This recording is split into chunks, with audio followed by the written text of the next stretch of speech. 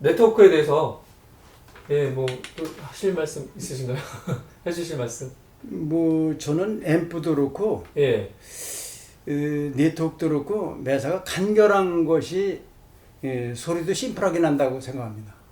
네트워크도.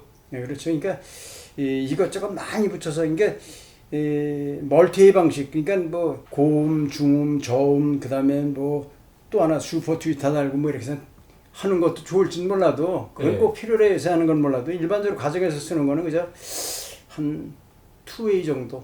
2회 정도. 그렇게 하는 것이 소리도 상당히 심플한 소리가 날 것 같은 생각이 들고 사실 네트워크를 거치지 않는 것이 가장 좋겠습니다만은 그 불가피하게 꼭 써야 될 경우가 있다면 뭐 한 2웨이 정도 그렇게 하는 것이 아마 소리의 명료도라든가 이런 것도 좀 좋지 않을까. 그래서 아마 6dB 방식 정도가 가장 적합하지 않나 하는 생각이 듭니다.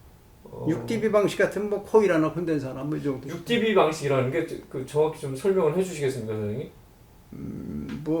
그 크로스오버 주파수를 이렇게 했을 때 바로 꺾이는 것과 스무스하게 꺾이는 접히는 부분이 그런 걸 얘기해 주는 거죠. 12dB 방식이다 그러면 그 꺾이는 정도가 이렇게 아주 급격히 꺾이고 크로스오버 되는 부분이 6dB는 이렇게 스무스하게 이렇게. 스무스하게 부드럽게. 그렇죠. 대역이 좀 부드럽다. 그럼 12dB 방식은 어떤 게 있고 6dB 방식은 어떤 게 있는 건지 저희는 그냥 말씀을 하시면 저희는 잘 모르니까 어떤 스피커들이 그 12dB 방식, 뭐 6dB 방식이 있는 건지. 그런 거는 대개 이제 멀티 방식을 쓸 때 대개 이제 12dB 방식 이런 걸 쓰고요. 2웨이 같은 경우는 6dB 방식을 많이 쓰고 있습니다.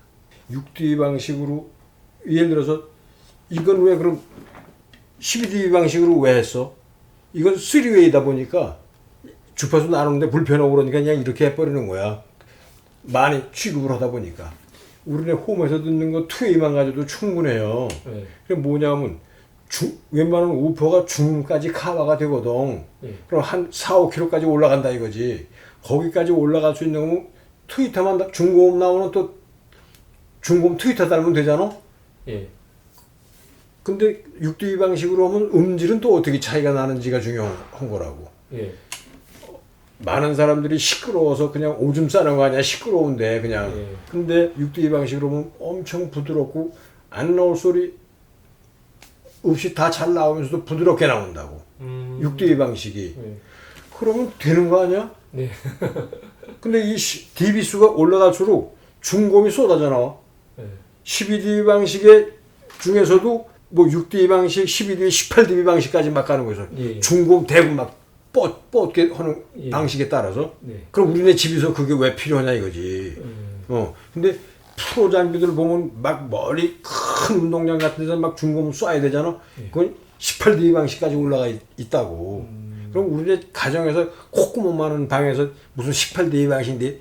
그리고 이제 저 6dB, 12dB, 18dB 뭐 이런 거 얘기하는 거는 그 6dB보다 약간 높아지면 멀티 방식으로 가면 회로가 복잡해요. 복잡한 것만큼 소리가 한마디로 탁하다 그럴까요? 그래요. 심플한 곳에서 심플한 소리가 난다 그러잖아요. 앰프도 마찬가지, 이것도 마찬가지입니다.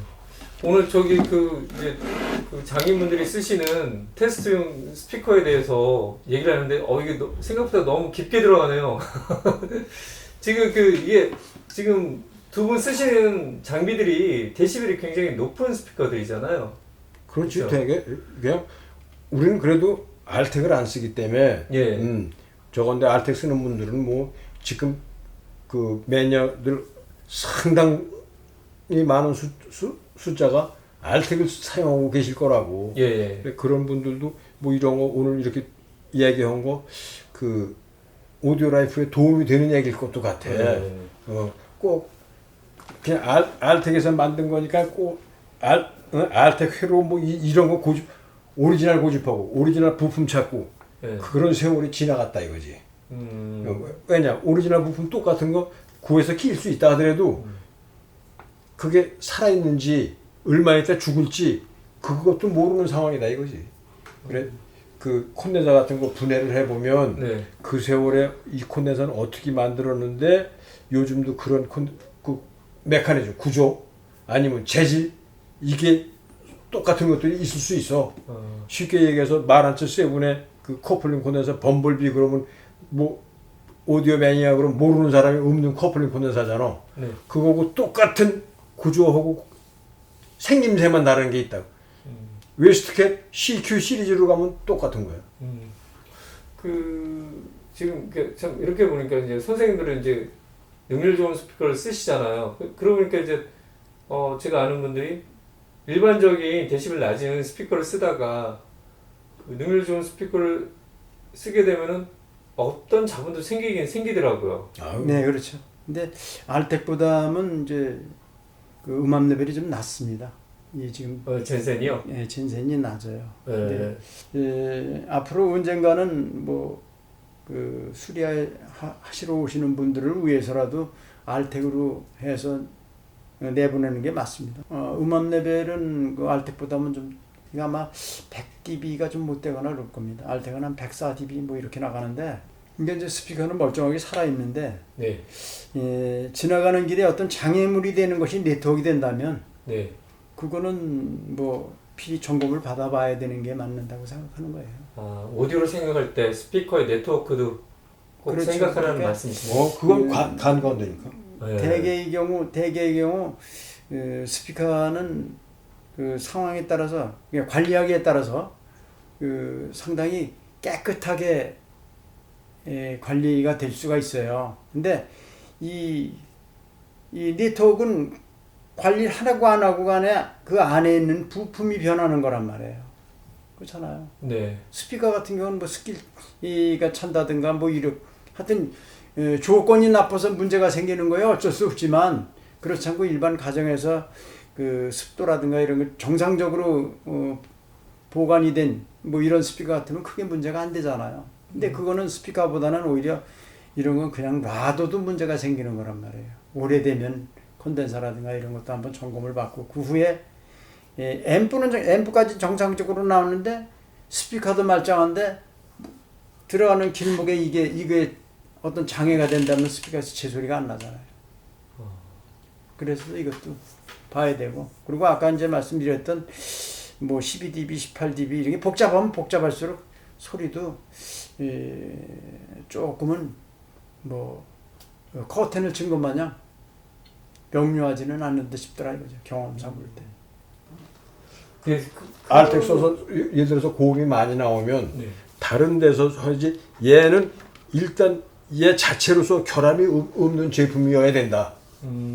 다른 데서 소리를 다듬어라. 제가 선이 뭐 몇백만 원이 뭐 구렁이가 막 이렇게 엄청나신 분들도 있는데 네트워크는 진짜 우리가 생각을 안 하시네요. 이거 얼마나 중요한 건데. 너무 감각이 넘어갔네요. 사실 네트워크라는 것이 필요로 하게 된 것이 이 스피커의 어떤 대역 때문에 필요로 한 거란 말이에요. 예. 스피커가 예를 들어서 20에서부터 2만까지 한 개 가지고 다 재현을 할 수 있다면 네트워크는 필요 없는 거예요. 그렇죠? 그러면 그렇게 되면 네트워크가 들어감으로 인해서 사실은 없는 것만은 못해. 아까도 말씀드렸지만 심플한 소리가 나잖아요.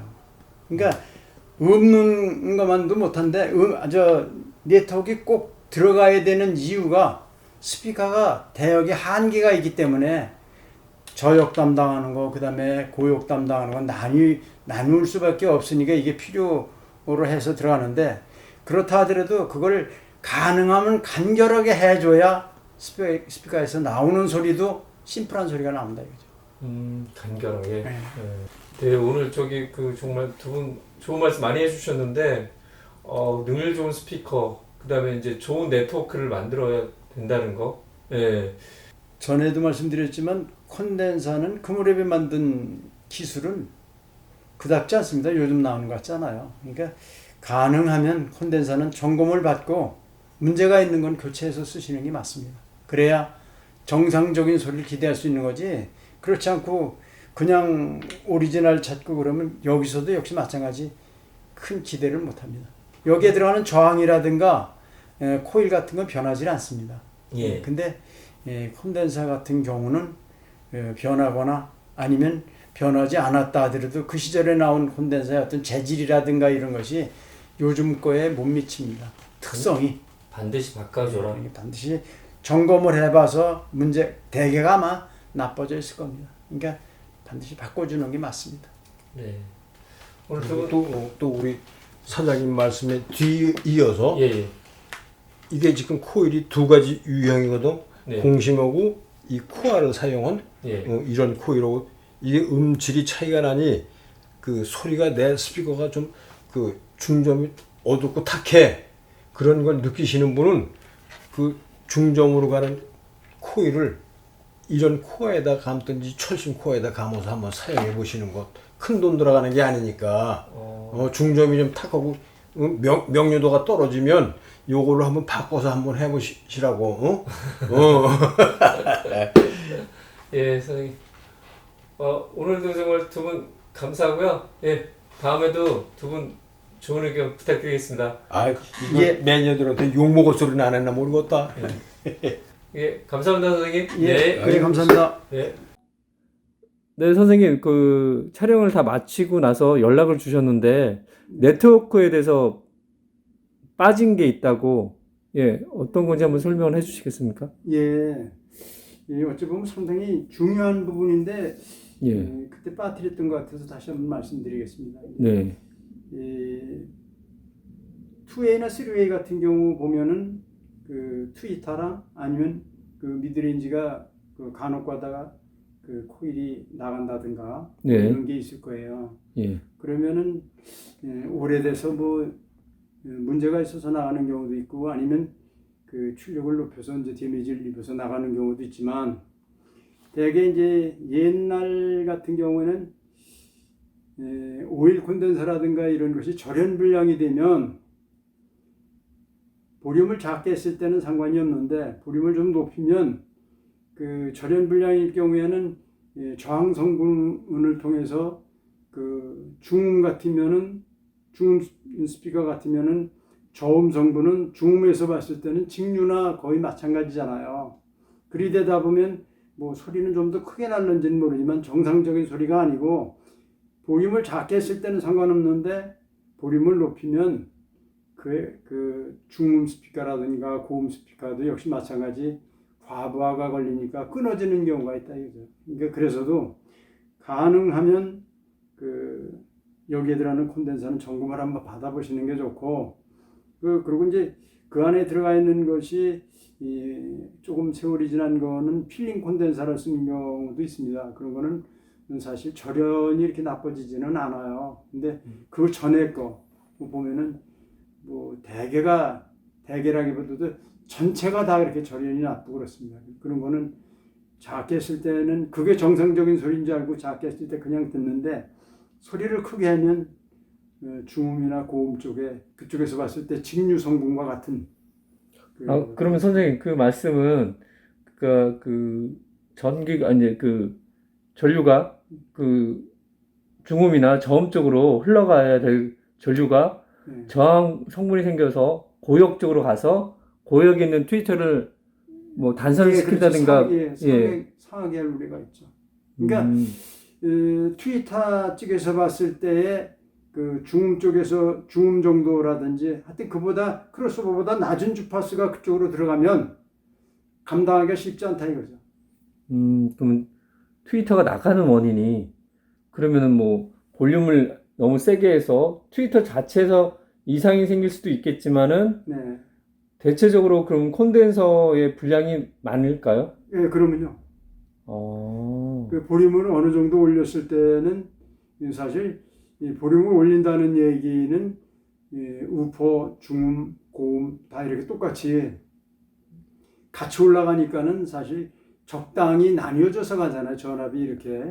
그러면 이제 그 콘덴서로 뭐 고음, 중음, 저음에 대한 그 콘덴서들이 다 문제가 생기더라도 네. 특히 그게 다 저항 성분이 생기면 고역 쪽이 먼저 나갈 수 있다. 그렇죠. 고역 쪽에 고역이면은 고역에서 담당하고 있는 주파수보다 낮은 것이 들어오면 고역 측에서 고역 스피커 쪽에서 보면 그거는 직류가 들어오는 거나 마찬가지다 이거죠. 그러니까 그런 경우는 이 콘덴서라든가 이런 걸 다 점검을 해서 그 절연이 정상적인지 확인해 보시고 쓰는 게 바람직합니다. 아, 예. 일반적으로 우리가 이제 그 트위터가 나가면 트위터나 뭐 미드레인지나 뭐 이렇게 네, 나가면은 그렇죠. 예. 반드시 그것도 콘덴서를 한번 점검해 봐라. 네, 그렇죠. 아, 그럴 확률이 큽니다. 네. 그리고 요즘 나오는 것들은 아마 스피커가 대개 그 안에 들어있는 것이 뭐 절연이 금방 나빠질 리도 없겠고 대개 필름 콘덴서를 많이 쓰는데요. 옛날에 나온 것들은 좀 한번 그 안에 뜯어보시고 점검을 한번 확인해 보실 필요가 있습니다. 필름 콘덴서 같은 경우는 대개 뭐 그거하고 관계없이 딴 쪽에 문제가 있겠고요. 네.